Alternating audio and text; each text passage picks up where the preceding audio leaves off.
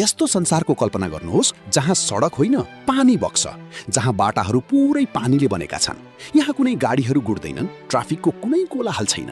यहाँ त केवल पानीमा डुङ्गा खियाएको शान्त आवाज र शताब्दीौं पुराना ढुङ्गे पुलहरूमा हिँडेको पदचाप मात्र गुन्जिन्छ।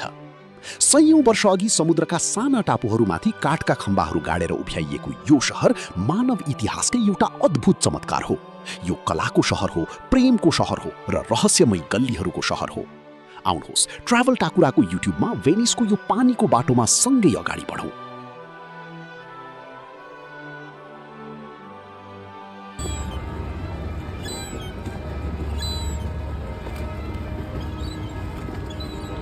हामी मध्ये धेरैलाई, विशेष गरी अघिल्लो पुस्ताका नेपालीहरूलाई यो शहरको नाम नौलो लाग्दैन।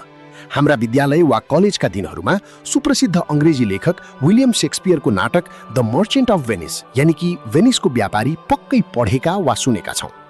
एन्टोनियो र साइलकको त्यो कथाले हामीलाई पहिलो पटक यो शहरसँग चिनाएको थियो। तर त्यो नाटक केवल एउटा काल्पनिक कथा मात्र थिएन। त्यो त एउटा यस्तो समयको यथार्थ थियो जति बेला भेनिस साँच्चै नै संसारकै सबैभन्दा शक्तिशाली र धनी व्यापारिक केन्द्र थियो। तर यो शहर सधैँ यति भव्य र सम्पन्न भने थिएन। सुन्दा अचम्म लाग्न सक्छ, तर भेनिसको सुरुवात एउटा डर र मजबुरीबाट भएको थियो। 1500 वर्ष अघि जब रोमन साम्राज्य ढल्दै थियो, बाहिरी आक्रमणकारीहरूको क्रूरताबाट ज्यान जोगाउन केही मानिसहरू भागेर यहाँको हिलो र दलदलले भरिएको एकान्त टापुहरूमा लुक्न आएका थिए। उनीहरूसँग न बस्ने राम्रो जमिन थियो, न खेतीपाती गर्ने माटो नै। उनीहरूसँग थियो त केवल चारैतिर फैलिएको खारा समुद्र। तर त्यही मजबुरी उनीहरूको सबैभन्दा ठूलो शक्ति बन्यो। जमिनमा उब्जनी गर्न नसकेपछि उनीहरूले समुद्रमा व्यापारको बिउ रोपे। माछा मार्ने साना डुङ्गाहरूबाट सुरु भएको उनीहरूको यात्रा बिस्तारै विशाल पानी जहाजहरूमा परिणत भयो। भेनिसका नाविकहरूले युरोपलाई पूर्वको संसारसँग जोड्ने पुलको काम गरे। हाम्रो एसियाबाट आउने मरिच, दालचिनी जस्ता मसलाहरू, रेशमका कपडाहरू र बहुमूल्य पत्थरहरू भेनिसकै बाटो हुँदै पुरै युरोप भित्रिन थाले। केही शताब्दीभित्रै दलदलमा लुक्न आएका ती शरणार्थीहरूका सन्तानले भेनिसलाई युरोपकै सबैभन्दा धनी साम्राज्यमा परिणत गरिदिए।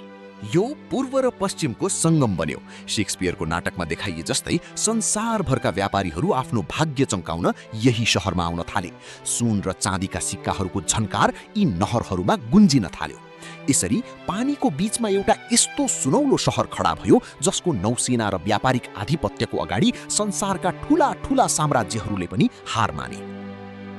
धन र शक्तिको त्यो स्वर्ण युगले भेनिसको मुहार नै फेरिदियो। दलदलमाथि खडा भएको त्यो सानो बस्ती हेर्दा हेर्दै युरोपकै सबैभन्दा सुन्दर र भव्य शहरमा परिणत भयो। पानीको किनारमा लहरै ठडिएका विशाल दरबारहरू, मार्बलले कुँदिएका कलात्मक भवनहरू र सुनौलो रङले सजाइएका चर्चहरूले आज पनि त्यो वैभवशाली विगतको कथा भनिरहेका छन्।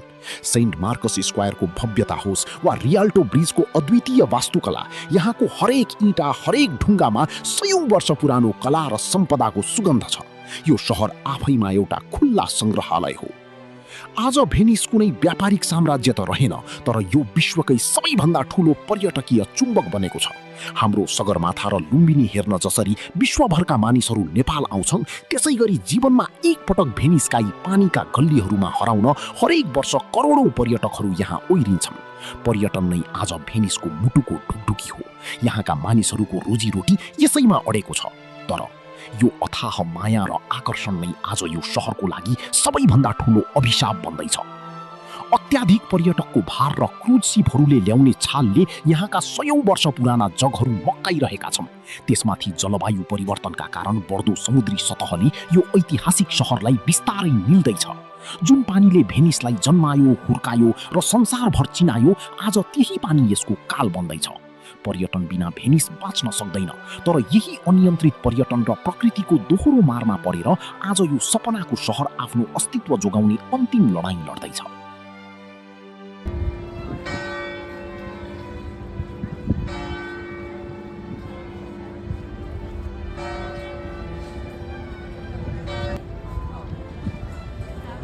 यो जादुमय शहरको अनुभव सित्तैमा भने पाइँदैन। सत्य के हो भने भेनिस युरोपकै सबैभन्दा महँगा सहरहरूमध्ये एक हो। यहाँको प्रसिद्ध सेन्ट मार्कस स्क्वायरमा बसेर एक कप कफी पिउनु वा गोन्डोला चढेर नहरहरूमा सैर गर्नुले सामान्य पर्यटकको बजेट नै डगमगाउन सक्छ। हामी नेपालीहरूका लागि जहाँ रुपियाँलाई युरोमा सटही गरेर खर्च गर्नुपर्छ, भेनिसको महँगीले सुरुमा अलि तर्साउन सक्छ। यहाँको एउटा सामान्य होटलको एक रातको भाडाले हाम्रो देशमा महिनौको घर खर्च धान्न पुग्छ। त्यसैले एउटा साधारण नेपाली घुमन्तेले भेनिस पुग्ने सपना देख्दा आफ्नो खल्ती हेरेर दुई पटक सोच्नै पर्ने अवस्था आउँछ। तर के यसको मतलब हामी नेपाली भेनिस घुम्नै सक्दैनौँ त? पक्कै होइन। थोरै पूर्व तयारी र चलाखी अपनाउने हो भने यो असम्भव छैन। मुख्य टापुका महँगा होटलहरूमा बस्नुको सट्टा रेलबाट केही मिनेटमै पुगिने मेस्ट्रे जस्ता ठाउँमा बस्ने, ठुला र पर्यटकले भरिएका रेस्टुरेन्टको सट्टा स्थानीयहरूले खाने साना गल्लीका पसलहरू रोज्ने र बजेट होस्टेल तथा सार्वजनिक यातायातको प्रयोग गर्ने हो भने भेनिसको यात्रा सजिलै व्यवस्थापन गर्न सकिन्छ। सपनाको सहर महँगो पक्कै छ, तर सही योजना बनाएर पाइला चाल्ने हो भने यो पानीको सहरले हामीलाई स्वागत गर्न कहिल्यै कुञ्जुस्याइ गर्ने छैन।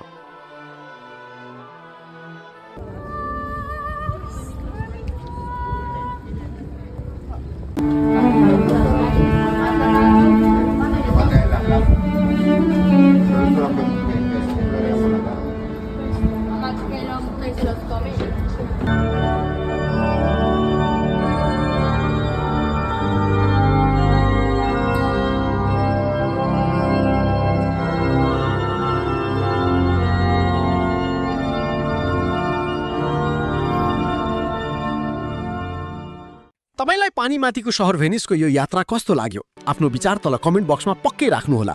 यदि तपाईलाई यो डकुमेन्ट्री मन पर्यो भने भिडियोलाई लाइक गर्न नभुल्नुहोला। यस्तै संसारका अन्य रोचक ठाउँ र कथाहरू लिएर हामी फेरि आउनेछौँ। त्यसैले हाम्रो च्यानललाई सब्स्क्राइब गर्न नबिर्सनुहोला। भिडियो अन्त्यसम्म हेरिदिनु भएकोमा धेरै धेरै धन्यवाद।